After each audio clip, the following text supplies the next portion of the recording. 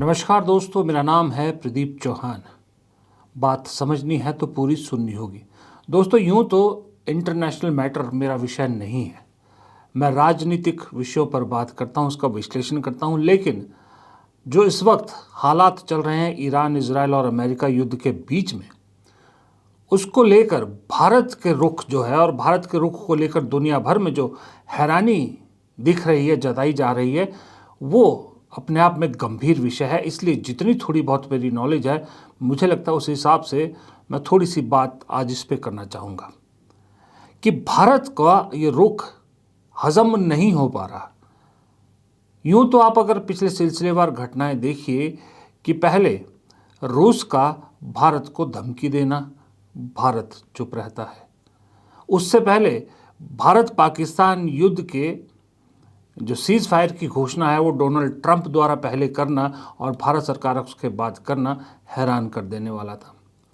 उसके बाद रूस भारत को अमेरिका का ये कहना कि रूस से तेल नहीं खरीदोगे और भारत का उस पर एग्री कर जाना, वो भी हैरान कर देने वाला था। उसके बाद एक ऐसी ट्रेड डील साइन करना अमेरिका के साथ जिसमें अमेरिका की बल्ले बल्ले भारत के हाथ खाली, वो ट्रेड डील साइन हो जाती है भारत की तरफ से, वो और भी ज़्यादा हैरान कर देने वाली थी। और उसके बाद भी भारत के प्रधानमंत्री का इजराइल दौरा हैरान कर देने वाला था। लेकिन अब उस सबसे बड़ा हैरान कर देने वाली सच्चाई जो लोगों को समझ में नहीं आ रही, वो ये है कि प्रधानमंत्री इजराइल के दौरे पे जाते हैं, उनके इजराइल से लौटते ही इजराइल ईरान पर हमला कर देता है अमेरिका के साथ मिलके। तो क्या भारत की खुफिया एजेंसीज इतनी निकम्मी हो गई हैं कि उन्हें पता ही नहीं चला था कि मोदी जी को जानबूझ के वहाँ बुलाया गया है ताकि एक मैसेज दिया जाए कि ईरान के साथ भारत भी नहीं खड़ा है? या स्ट्रैटेजिकली इतनी बढ़िया तरीके से जो है वो दौरा बनाया गया था मोदी जी का, या मोदी जी के दौरे के हिसाब से वो हमले की रणनीति बनाई गई थी कि चाहकर भी भारत अपने स्टैंड को बदल ना सके, यानी इजराइल के साथ ही खड़ा दिखे। अगर इतना सब कुछ था तो फिर हमारी एजेंसीज को इसकी भनक क्यों नहीं लगी? फिर कांग्रेस तो ये भी सवाल उठा रही है, सुप्रिया सुनील ने बाकायदे सारे सवाल उठाए कि क्या अगर ऐसा नहीं था तो क्या प्रधानमंत्री को मालूम था कि उनके वहाँ से निकलते ही इजराइल और अमेरिका इस तरह से ईरान पर हमला कर देंगे? और वो ईरान जो भारत का अच्छा खासा दोस्त रहा, पाकिस्तान की दोस्ती को छोड़कर ईरान ने भारत का साथ दिया, जबकि पाकिस्तान आपको मालूम ही है मुस्लिम देश है और पुराना साथी रहा है ईरान का। लेकिन उसके बावजूद बहुत अहम मौक़ों पर ईरान ने भारत का साथ दिया है। लेकिन उसके बावजूद भारत ने अपने पुराने दोस्त, जो पहले रूस था, रूस को छोड़ा। अब रूस के बाद एक और पुराने दोस्त ईरान को छोड़कर इजराइल की दोस्ती को क्यों चुना है? अगर आप प्रैक्टिकली देखें दोनों के देशों की दोस्ती को मिला के, दोनों देशों की इंपॉर्टेंस मिला के, तो भी क्लियर दिखता है कि ईरान इजराइल से ज़्यादा महत्वपूर्ण है भारत के लिए। कुछ पॉइंट्स है देखिए कि ईरान क्यों इंपॉर्टेंट है ज़्यादा भारत के लिए। सबसे पहला तो है चाबहार पोर्ट और कनेक्टिविटी। सब जानते हैं कि ईरान का चाबहार पोर्ट भारत के लिए एक गेम चेंजर है। ये भारत को पाकिस्तान को बाईपास करके अफगानिस्तान और मध्य एशिया तक पहुंचने का सीधा रास्ता देता है। ये उत्तर दक्षिण परिवहन गलियार है, यानी INCTC का भी मुख्य हिस्सा है, जो व्यापार के समय और लागत को काफ़ी कम कर देता है। पॉइंट नंबर 2, एनर्जी सिक्योरिटी यानी ऊर्जा सुरक्षा। ईरान भारत के लिए कच्चे तेल का ऐतिहासिक और भरोसेमंद स्रोत रहा है। भले ही प्रतिबंधों के कारण वर्तमान में व्यापार में चुनौतियां हैं, लेकिन लंबी अवधि में भारत की ऊर्जा ज़रूरतों के लिए ईरान का विशाल गैस और तेल भंडार बेहद बेहद अनिवार्य है। पाकिस्तान और चीन पर लगाम लगाने में भी ईरान की दोस्ती बेहद बेहद महत्वपूर्ण है, क्योंकि ईरान के साथ अच्छे संबंध भारत को क्षेत्रीय राजनीति में बढ़त देते हैं। ईरान के माध्यम से भारत मध्य एशिया में अपनी पैठ बना सकता है, जो कि चीन के बेल्ट एंड रोड इनिशिएटिव यानी बीआरआई और पाकिस्तान के ग्वादर पोर्ट का एक प्रभावी जवाब है। और हम सब जानते हैं कि चीन का ये बीआरआई और ग्वादर पोर्ट का जो समस्या है वो भारत के लिए कितनी गंभीर है सुरक्षा की दृष्टि से। फिर उर्वरक और कृषि का क्षेत्र बेहद बेहद इंपॉर्टेंट, भारत की रीढ़। भारत अपनी कृषि ज़रूरतों के लिए यूरिया और अन्य उर्वरकों के आयात के ईरान पर काफ़ी हद तक निर्भर है। होर्मुज जलडमरू मध्य में तनाव होने पर भारत के उर्वरक बिल में भारी बढ़ोतरी हो सकती है। ये है ईरान की इम्पोर्टेंस। अब ज़रा दूसरी तरफ इजराइल देखिए, इजराइल क्यों ज़रूरी है। इजराइल भारत का तीसरा सबसे बड़ा हथियार आपूर्ति करता है और कृषि, जल प्रबंधन और एआई यानी साइबर सुरक्षा जैसे क्षेत्रों में तकनीकी मदद देता है। हाल ही में यानी फरवरी के महीने में दोनों देशों ने अपने रिश्तों को विशेष रणनीतिक साझेदारी तक बढ़ाया है।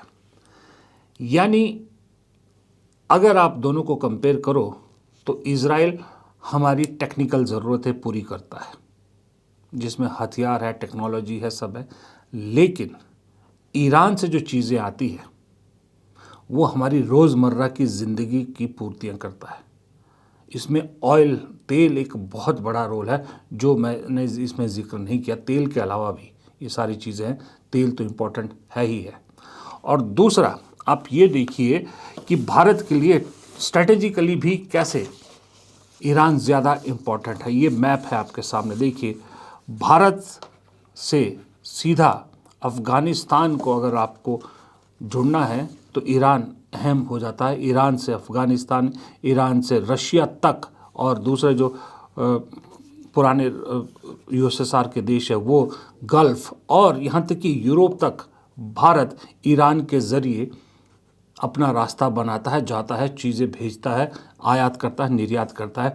क्योंकि अगर आप दूसरा रूट पकड़ोगे तो एक तरफ पाकिस्तान है, एक तरफ चीन है, बाकी दूसरा रास्ता तो इतना लंबा पड़ेगा कि भारत उसको नहीं अपना सकता। इसलिए अगर स्ट्रेट ऑफ हॉर्मोज जो एक जगह है ईरान के नीचे, जो एक वो है एरिया है उसका समुद्र का, अगर वो ईरान बंद कर देता है या उसको डिस्ट्रॉय कर देता है या किसी तरह से वहाँ रोक लगा देता है तो भारत का तेल का जो आपूर्ति है वो ऑलमोस्ट ठप हो जाएगी। क्योंकि भारत की 60 से 70% ऑयल सप्लाई इसी रूट से आती है, इसी रूट से आती है। सोचिए भारत को तेल के बगैर किन चीज़ों का सामना करना पड़ेगा। फिर आपने एक चीज़ और सुनी होगी कि चाबहार पोर्ट भारत के लिए बहुत इंपॉर्टेंट है। चाबहार पोर्ट भारत के लिए बहुत इंपॉर्टेंट है। एक ब्रीफली बता देता हूँ आपको। चाबहार पोर्ट अगर आपने वैसे तो पढ़ ही लिया होगा, नहीं पढ़ा तो मैं ब्रीफली बता देता हूँ इसकी पूरी कहानी है क्या। दरअसल इस योजना की शुरुआत 2002-2003 में अटल बिहारी वाजपेयी सरकार के दौरान ईरान के तत्कालीन एनएसए हसन रूहानी के साथ बातचीत के बाद 2003 में से विकसित करने का रोड मैप तैयार किया गया था। फिर इसका जो रणनीतिक महत्व है, रणनीतिक महत्व ये कि पाकिस्तान के रास्ते की बजाय ये भारत को समुद्र के रास्ते अफ़गानिस्तान और मध्य एशिया तक व्यापार की सीधी पहुंच देता है। ये INCTC यानी international north south transport corridor का एक अहम हिस्सा है, जिसका जिक्र मैंने अभी थोड़ी देर पहले भी किया था कि किस तरह से ईरान के ज़रिए सीधा पहुंच हम भारत को कहाँ तक मिलती है। फिर 2016 में PM मोदी की ईरान यात्रा के दौरान $500 मिलियन की लागत से शहीद बेहेश्ती टर्मिनल के विकास के लिए भारत, ईरान, अफगानिस्तान के बीच त्रिपक्षीय समझौता हुआ। फिर 1920 में भारत ने पोर्ट का संचालन संभाला। पहली बार अफगानिस्तान से सामान इस पोर्ट के जरिए भारत आया, जिसने पाकिस्तान पर निर्भरता कम कर दी। लेकिन अभी वर्तमान स्थिति की माने तो खबरों के अनुसार भारत ने इस पोर्ट के लिए दीर्घकालिक समझौता किया है, पर निवेश पूरा किया है बावजूद इसके कि अमेरिकी प्रतिबंधों का दबाव जारी है। पोर्ट अभी भी भारत के लिए दक्षिण पूर्व ईरान में एक महत्वपूर्ण रणनीतिक कार है, लेकिन मुझे नहीं मालूम कि इसमें कितनी सच्चाई है और क्यों इम्पोर्टेंट है। वो इसलिए कि ज़मीन एक तो पाकिस्तान को बाईपास करके एक वैकल्पिक रास्ता मिल जाता है भारत को, और दूसरा चीन की घेराबंदी में भी ये बहुत इंपॉर्टेंट रोल प्ले करता है, क्योंकि चीन द्वारा विकसित पाकिस्तान के वही ग्वादर पोर्ट के काफ़ी करीब है, जिससे ओमान की खाड़ी में भारत की उपस्थिति मजबूत होती है। अफगानिस्तान मध्य एशिया तक कच्चे माल, भारत के कच्चे माल और मध्य एशियाई बाजारों तक व्यापार बढ़ाने में ये मदद करता है। अब इन सब डॉट्स को मिलाइए, फिर आप खुद बताइए भारत के लिए कौन ज़्यादा अहम है, ईरान या इजराइल। आज सोशल मीडिया पर मनमोहन सिंह पूर्व प्रधानमंत्री, उनका एक कोट बड़ा वायरल हो रहा है। जब उनसे सवाल पूछा गया, जब अमेरिका ने इराक पर हमला किया तो उनसे उनका स्टैंड पूछा गया, तो मनमोहन सिंह ने साफ शब्दों में कहा कि अमेरिका ने जो ये किया है इराक के साथ वो गलत किया। वो इसलिए याद दिलाया जा रहा है कि आज भारत को भी यही स्टैंड लेने की उम्मीद थी कि भारत यही स्टैंड लेगा ईरान की तरफ, कि इजराइल और अमेरिका के हमले को गलत ठहराएगा। लेकिन भारत ने एक तरह की चुप्पी साधी। जो एक बयान भी जारी किया है वो ऐसा बयान है जो कोई बहुत ही हल्के तरीके का बयान है। एक सरकार की तरफ से ऐसा बयान आता नहीं है, नॉर्मली स्टैंड क्लियर होता है। ये बड़ी इंपॉर्टेंट, ये एक चीज़ आज डिस्कशन का मुद्दा है कि भारत ऐसा क्यों कर रहा है। अब आइए दूसरी बात पर, जो मैंने शुरू में कही थी कि जो लगातार पिछले 2-3 महीने में हो रहा है, जहां यूं लग रहा है कि वाकई में अमेरिका जैसा चाह रहा है भारत वैसा कर रहा है। मैं ये नहीं कह रहा कि प्रधानमंत्री जो है कॉम्प्रोमाइज है, क्या है वो नहीं, पर देखने में एक आम आदमी के जरिए, आम आदमी के नज़रिए से आप देखो तो हैरान तो कर देता नहीं कि ऐसा क्या है कि अमेरिका भारत को लगातार चीज़ें अपने हिसाब से करने पर मजबूर कर रहा है। यानी यहाँ तक कि भाई तेल भी कहाँ से खरीदेगा भारत, वो भी अमेरिका डिक्टेट करेगा। और इसीलिए राहुल गांधी लगातार हमला कर रहे हैं। राहुल गांधी इसीलिए शायद कॉम्प्रोमाइज कह रहे हैं प्रधानमंत्री को कि कॉम्प्रोमाइज है प्रधानमंत्री। आप उनका चेहरा देखिए, उनकी आंखें देखिए। डोनाल्ड ट्रंप खुल के जो भी कहना चाहता है कह देता है। हिंदुस्तान के 7 जहाज गिरे, 5 जहाज गिरे, 11 जहाज गिरे, मैंने युद्ध रुकवा दिया। मैं नरेंद्र मोदी का करियर जब भी खत्म करना चाहता हूं कर सकता हूं।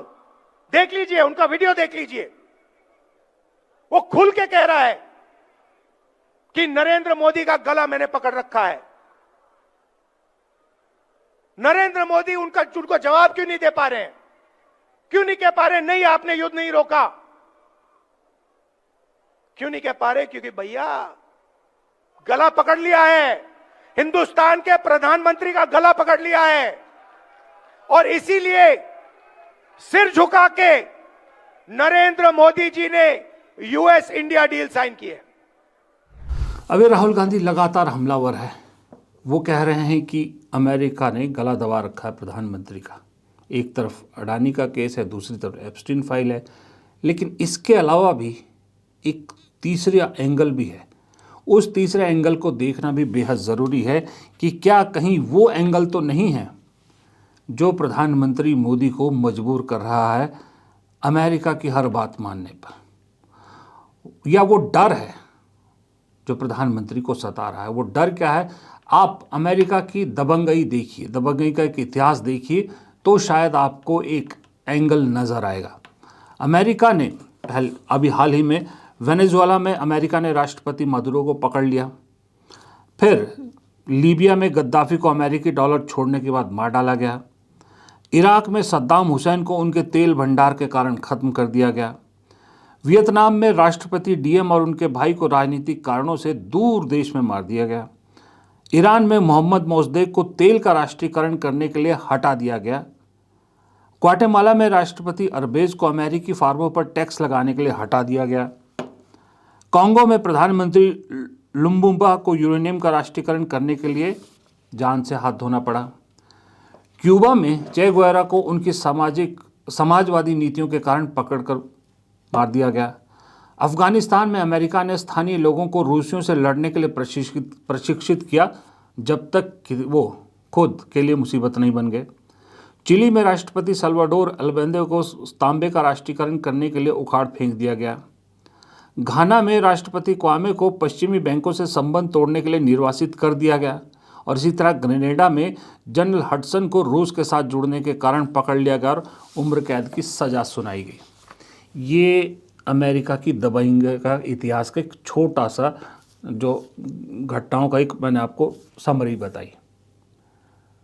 यही डर कहीं मोदी जी को तो नहीं सता रहा? यही चीज़ तो नहीं सता रही कि अगर जो वेनेजुएला के राष्ट्रपति के साथ हो सकता है, इन सब के साथ हो सकता है, अब आयतुल्ला खमेनी के साथ हो गया, कहीं मोदी जी को ये तो नहीं लगता कि अगर अमेरिका की बात नहीं मानेंगे तो वो जो एप्स्टीन फाइल या कुछ इस तरह का मामला है उसके ज़रिए कम से कम मोदी जी की सरकार को तो अमेरिका डिस्टर्ब कर सकता है, सत्ता जाने का डर सता रहा है। ये एक सवाल है। मैं ये नहीं कह रहा कि इसमें सच्चाई, लेकिन एक सवाल उठाता है कि क्या मोदी जी को ये डर तो नहीं सता रहा? ये भी एंगल है क्या उसमें?